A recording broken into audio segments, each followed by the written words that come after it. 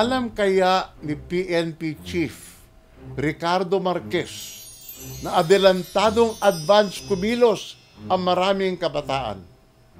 Dahil December 25 pa lang, nagpaputok na ang mga pasaway na parang New Year na sa kanila. Sa report ng DOH, 25 katao ang nadisgrasya ng paputok nitong Christmas Eve. Ang findings ng DOH ay ang Piccolo na illegal firecracker ang main source ng aksidente. PNP Chief, akala ko ba pinasiyasat mo na ang mga pabrika ng paputok para walang bawal na paninda? Eto, tikman mo ang lagatok ng aking batok.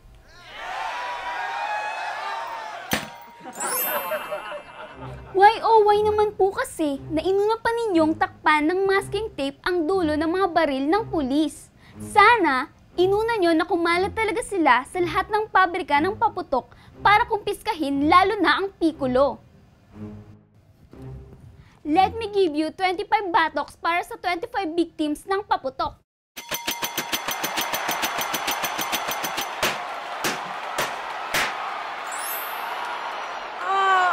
For your information po, Chief Marquez, ang mga firecrackers na ilegal ay nakalusot sa Cordillera, Ilocos, Metro Manila, Calabarzon, Bicol, Western Visayas at Davao.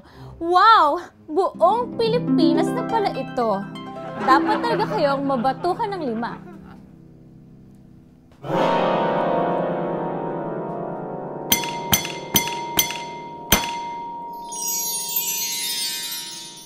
Makibaka, wag makibaboy, kadiri.